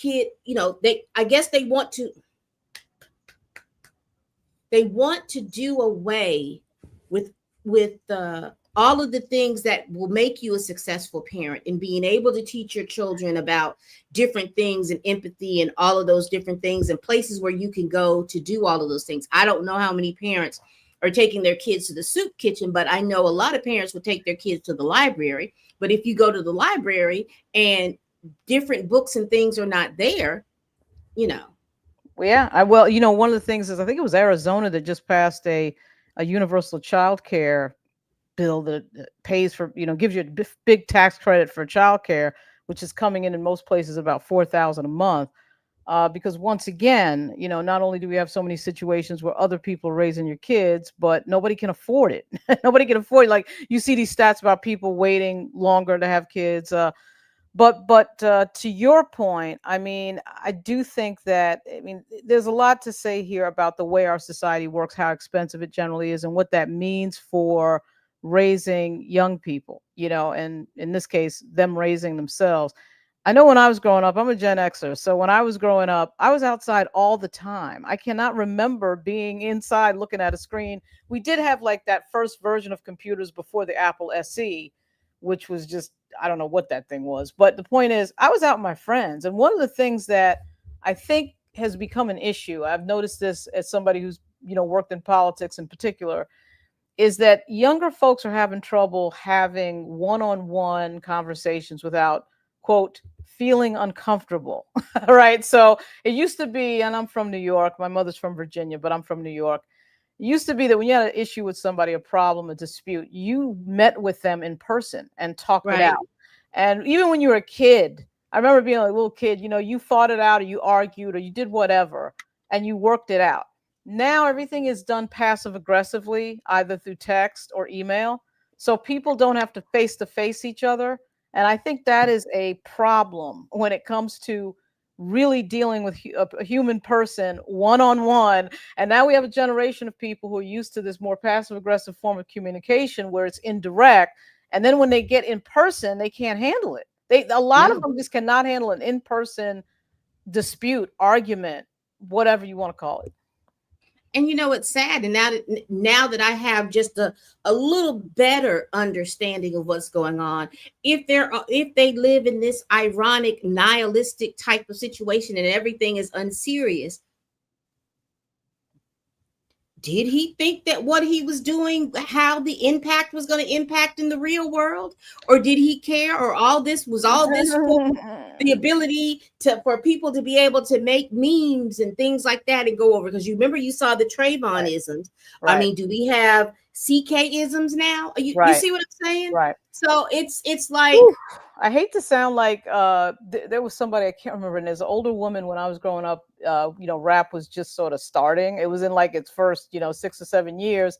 And they were trying to ban it because people were arguing that rap was a bad influence on children, et cetera, and so on. Just as I'm arguing now that these games are a bad influence on children. But at some point, you do have to ask the question. It is desensitizing to sit in front of a screen and shoot somebody dead in a video game, particularly if you're at a very young age. And I'm not even saying these things are not, quote, fun. It is exciting. Some of these games are quite exciting. But when you're really young, I don't know that you understand how to unpack the full implications of what's going on. And to shoot somebody like that in front of 3,000 people and not think about what it meant that you were doing. You climb, allegedly, if this is the person, Tyler Robinson, climbing on a building, planning it, getting the gun. And I grew up around guns big time because my dad was law enforcement. And so, I understand but his posture was always stay away from that unless I'm here, and safety, not, hey, let's get on a Christmas card and take a photo like these members of Congress I'm about to see in a few hours. Let's do a photo on a Christmas card. It wasn't a game. Guns were not seen as this is an unserious object. They were seen as a serious thing. So there's something that's changed in the culture with regard to guns as well. Oh yeah, because even when they were, like I said, the issue that I have with all of this information coming out is that people are not, just let the law enforcement give us the information. The governor is coming out with information. You've got the FBI coming out with information. And I'm still kind of confused as who is the lead on this case. It's a state case. You see what I'm saying? It's a state case because, they've done state charges. What is the FBI actually doing? Are they going to charge him with anything or anything at that point? Because I don't even know if it's at that level. But it's just too many people bringing out too much information. Well, And that gets one of the complicated. Go ahead. one go of ahead. the things, but all of that to say is some of the information that was coming out. I heard something about you remember that the weapon was supposed to have been wrapped in a towel. Right. And apparently when he got back home, there was some message sent that I got to go back to the drop zone to pick up the just such. And see, those are types of terminologies that I know that I've heard in Call of Duty. I'm going to, the weapon specialist, or it's just, not that I said that I know all the terminology, but I've heard that type of stuff. And that's that kind of speak that, that I'm hearing people. And that's why I'm saying it's sounding like we have a subsection or of a generation that can't or is unwilling to understand that you can't pull what you see in a video game and then apply it to real world, because it has dire and drastic real world consequences. Absolutely. And particularly when you're dealing in, when the games I had, my parents were EMTs, and they worked at an volunteer ambulance corps. In that volunteer ambulance corps was Pac-Man and Donkey Kong. Those were the games. This is like a silly game with a pack thing eating. So now we got games where people are killing each other that can't possibly not have an effect. That can't possibly not have an effect. Also, I think the other thing that's in play here is, let's be very specific when we say generations and people in these generations, whether they be X, Y, or millennial. Most of the time, it would appear that we're talking about young white males. Now, not all of the time, but most of the time. The shooting that happened on the same day that Charlie Kirk was murdered happened at a Colorado high school. It's another young white male. We had one in Tennessee. We had the two guys that one who planned allegedly an assassination of President Trump, the other who actually shot at him, two white males. We had that group of white dudes that went after the governor of Michigan, which was like 10 white males on that one story. Right. We can go on. And so something is going on. And I think some of what might be going on is that we have had a change in the social hierarchy in the United States in the last 20 or 30 years. We have a record number of Black members of Congress. We had the first Black president in 2008. And I think a lot of the stuff that we see after him, after Barack Obama, is the result of this. A certain insecurity from certain groups that, I know a lot of people who are white male who could care less and thought it was cool that Barack Obama, got elected. Then you have people who are a little bit more insecure about that. That is a change in the 400-year hierarchy of the United States to see a Black man in charge of everything. That, I think, is also playing a role in a lot of what Charlie Kirk was saying. I was a little surprised. I'd heard most of what he had said.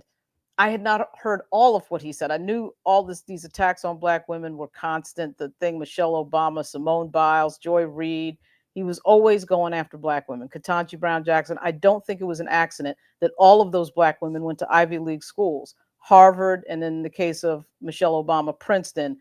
This is jealousy. This is this idea that someone's taking your slot and taking your space. Dude, you can either get it right. So that's what he was telling young people who don't know any better, and they listen to that. And that's problematic. That's hugely problematic. I was going to hold on. I think this is it. Yeah, this is it. Hold on, let me share my screen. Uh-oh, what is it? I think we've all seen it, but I'm just gonna share my screen. Miss Missy right here. Yeah. This affable guy who was like wearing good suits and looked the part and sounded the part and dressed the part, but was so divisive in his messaging. The left, they look at you like when you say this, they don't know what you're talking about. It's like, because you don't pay attention to the other half of the country.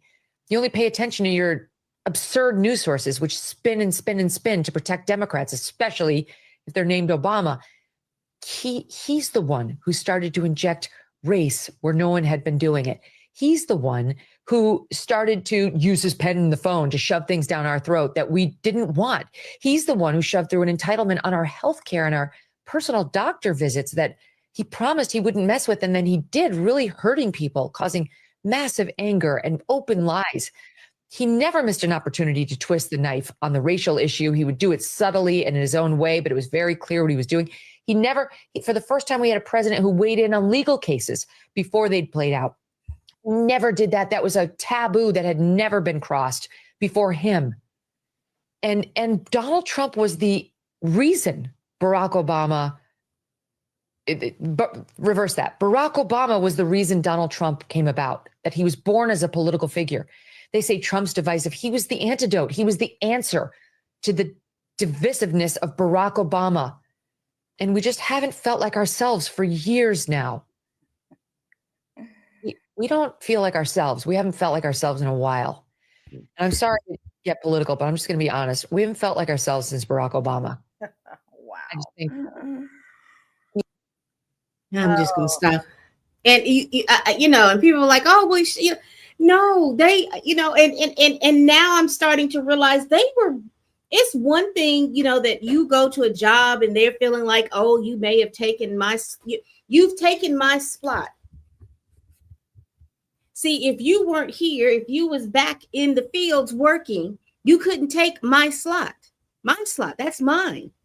Even though you got to work for it. And then what's so insidious about the whole situation, I was thinking about, you use the whole Asian community to help you dismantle affirmative action and things in school. You use the whole Asian community because, you convinced them to believe that we were taking their spots.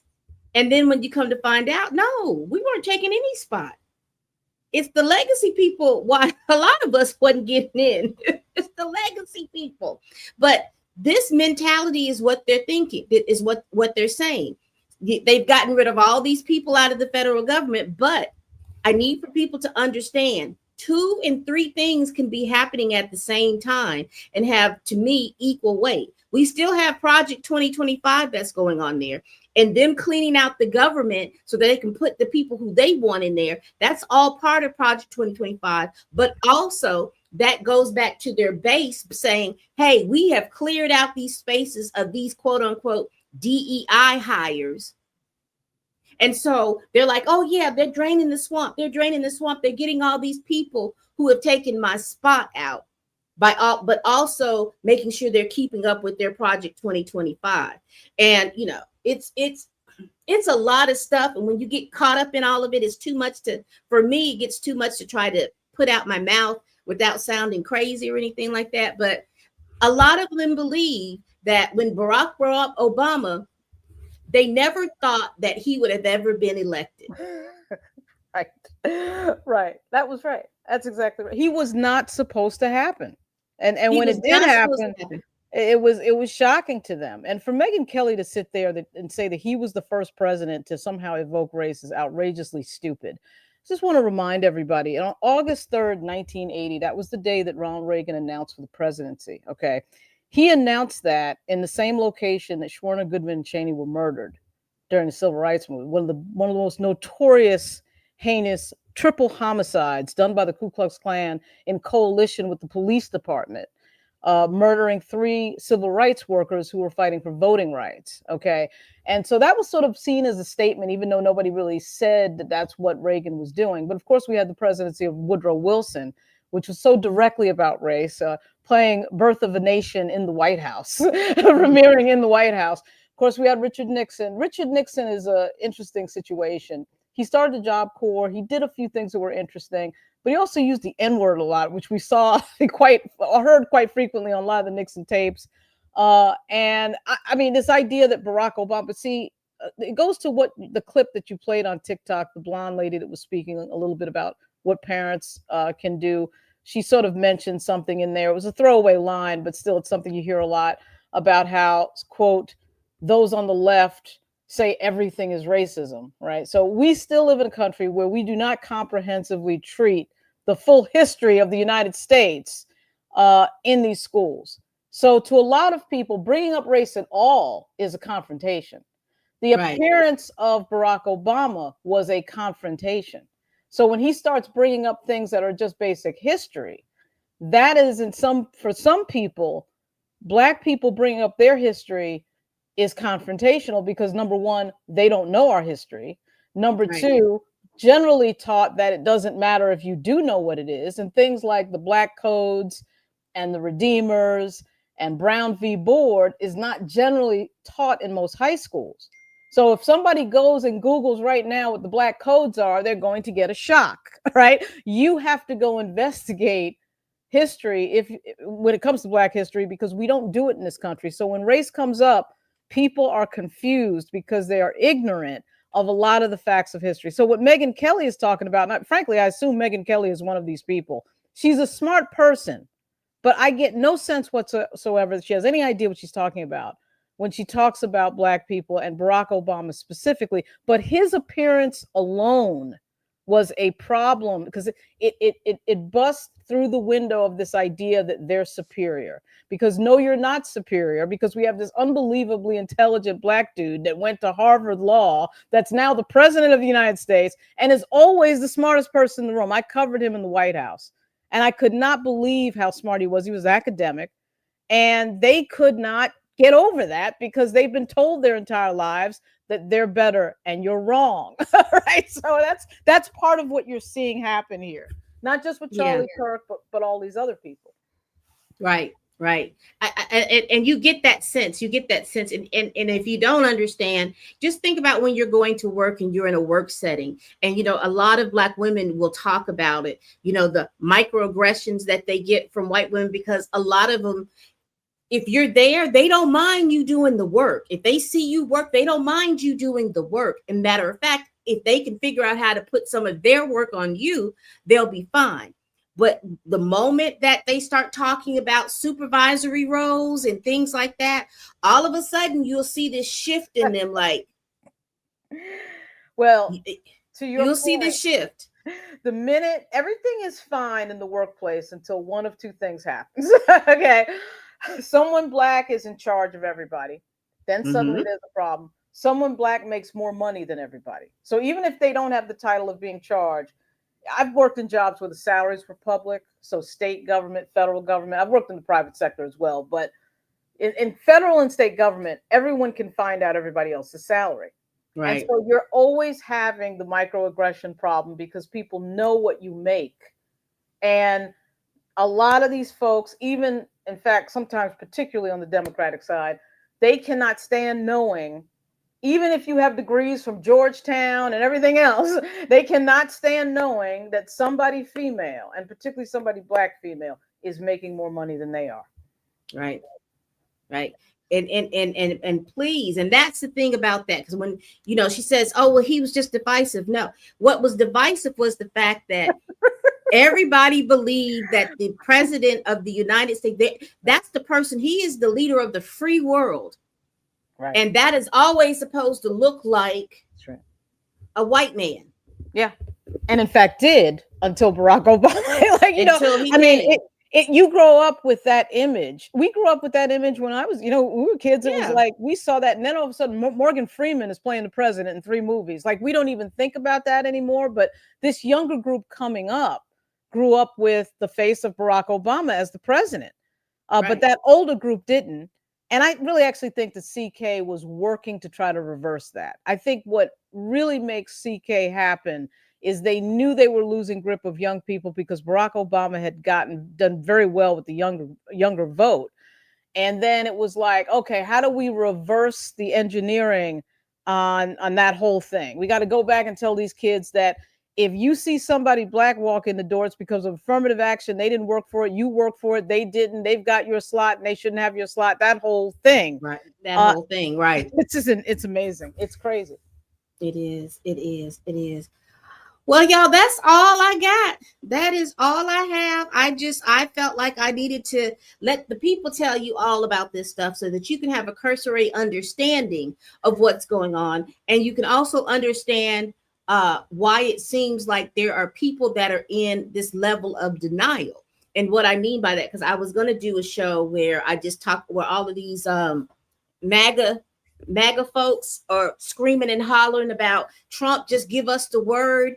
And we'll take care of all of these people who are against you and all this stuff like that. But I didn't want all that to be spewed out. But now I'm understanding they don't understand themselves, that they are in the middle. And then these people who they think are leftists are actually just more extreme than they are on the right. Yeah. They're just a little bit more extreme. And I think that we have to, us as Gen Xers and those of us that are older, we've got to really kind of understand and get in line about what's going on and stop thinking that it's black and white, and understand that we are living in various shades of gray, various shades of, well, I'm just gonna say red and blue. We're living in various shades now because things are just kind of, you know, like I said, I was just curious as to all of this stuff coming up, and people were talking about trans this and trans that. And, you know, you hear the MAGA folks, see, that's that leftist ideology, and we've got to get rid of that and take it away. Now I'm starting to understand it don't matter on what side. Again, gender and gender fluidity and all of that stuff. It doesn't matter about your political views, people. It doesn't matter about your political views. Everybody is everywhere. Even to my chagrin, about some people. I thought I had, honestly, I may have overlooked it. I thought I did a TikTok talking about a lot of the black churches. There was this pastor that came out, and he was talking about CK and all that other stuff. And then we started to see, what's his name? Karen Sheard's husband come out and do a statement about all of this other stuff, and how, you know, because everybody, the people on TikTok, black folks on TikTok, were upset about the fact that there's a lot of black people showing not empathy, but thoughts and prayers, or saying all of these little different things to somebody that wouldn't spit on you if you were on fire and stuff like that. Right. And I just basically said, you have to understand, not that I agree with any of it. I don't want you all to mishear me, but what I understand and do know is those people are scrambling because they don't want to lose their tax exempt status, because they're not supposed to be in the pulpit talking politics and all that other stuff. And for some reason, CK's shooting has become political. He was a podcaster, but apparently because he had ties with Donald Trump and ties with the vice president and all of these things, it has become political. So you see a lot of black folks, black pastors and things like that, or their organizations backpedaling and pussy popping because they don't want to lose their status. You know, I got to tell you, I'm going to DM you a video of a pastor up here in Alexandria, Virginia. His name is Howard John Wesley, and Howard John Wesley, graduate of Duke. He made a sermon yesterday that is going viral.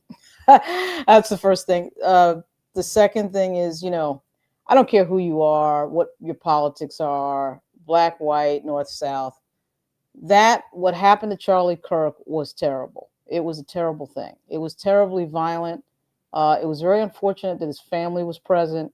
But whether they were present or not, that shouldn't happen to anybody, anytime, any place in a civilized society. That was a terrible thing. Unfortunately, our technology allows us to see it almost real time. I mean, it's like minutes later, this thing is on X. It gets played over and over. I think certainly for his friends. Because everybody is taping. Now everybody has the ability to record instead of the mainstream media. Everybody has the ability and to press play. Exactly right. And I know it's okay. And there was the kid that, you know, that kid, I can't remember his name. He was a sort of a foe of Charlie Kirk on Twitter, on TikTok. And he broke down and cried when he, you know, was reacting to it, and everybody made fun of him. And I thought, I don't think we should make fun of him. And I don't think people's reaction, their initial reaction of shock at something like that, because I cannot think of, maybe you can, other than the Zapruder film, you know, even that we don't really see exactly. I mean, it's sort of a building that goes by, but in the modern era of, like, say, the last 20 years of video, I don't think we've seen so clearly a real-time murder on video in that way that was so gruesome and disgusting. And I just think there should be a statement against that. I mean, I did not like Charlie Kirk at all, but that should not have happened to him. That was crazy. And we should not be, you know, it's not funny. It's not. I know that these folks in dark web, and, you know, we're talking about the nihilist culture and all this. They think everything. I was gonna say that, funny.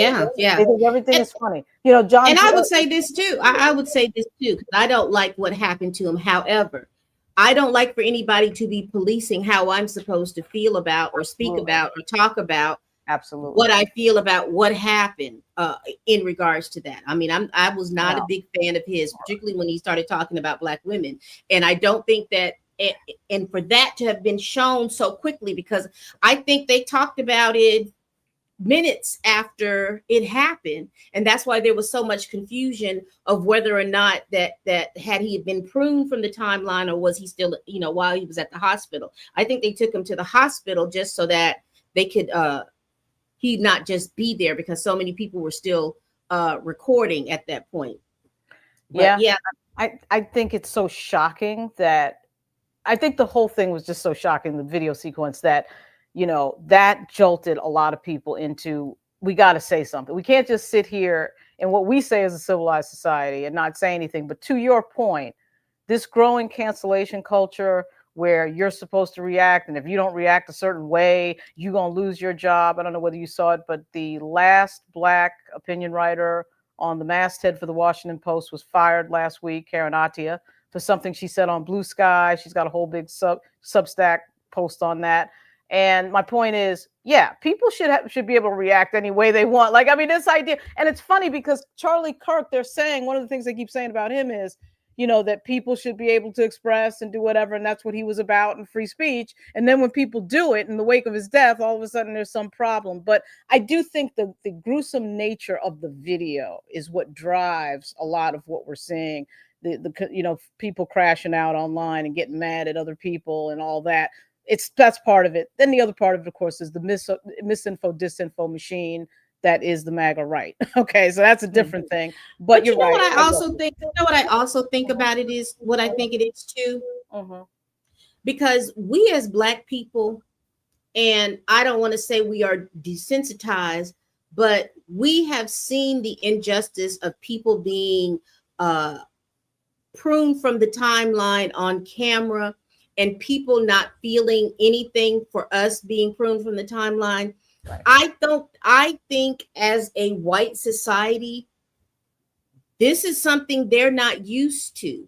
They're used to being the person who's doing, they're not used to being on the receiving side of it. And they're so used to people, you know, condolences and all of this other stuff. They are really shocked because they're crashing out. They're crashing out. They don't want to face the fact that there's white on white violence. They don't want to have to face it. And Pam, your point right there is the big point. We have sat here for years as Black people watching George Floyd on video get choked out for 9 minutes and beg for his mother. Eric Garner getting choked with 4 or 5 cops around him. The guy, Walter Scott in South Carolina, that got shot in the back, was used as target practice by some cop, all on video. We're watching this all on video. And those weren't the only videos, right? So we're used to, Black people are used to seeing the trauma of seeing somebody killed in our community that shouldn't have been, in a way, or treated with complete disrespect. And everybody, we just have to sort of get over it. And then this happens, and it's like, oh my God, you know, so I totally get that point. I totally get that. You know, they get to crash, like you said, they get to crashing out, but we're supposed to get over it. We're supposed to be, you know, you got, what's his name? Philando Castile in the car and his child. Right. But that child is supposed to get over it. Everybody's supposed to get over it. I don't think that they've ever had to confront. Number one, they're not confronting the white on white violence. And number two, they're not able to confront the fact that this is how we feel when we see this happen to us. That's right. And and again, CK said don't have any empathy. He didn't like empathy. And they're really crashing out because the people who they think are supposed to be, oh, we're so sorry, we're so this, everybody get together. Everybody's like, okay, well, you know. And some people are responding with laughter. Some people are responding with indifference. Some people are responding whatever on the spectrum that people are responding to. Right. They are upset. They are upset. They're completely crashing out, completely upset to the point where they're wanting to start. They want a civil war to go on because they're crashing out so bad. But anyway. I hear it. Yeah. Pam, you're right. All right, people. We do this every week. Please like, comment, and subscribe. Stay in the because when I do this outro, for some reason it kicks people off the thing. But stay down there. Don't go anywhere, okay? Because I got a question to ask you. Please like, comment, and subscribe. Please share this video if you care. Y'all, please tell a friend, tell a kin, tell a coworker, tell that helper that you can't stand that I'm over here making this video. And I'm mad at y'all. Y'all knew you couldn't hear my voice for the first 15 minutes of my stream, and you didn't write a comment to let me know. But I am going to clip that out and then have a nice little video for you all to look at. All right. Bye-bye.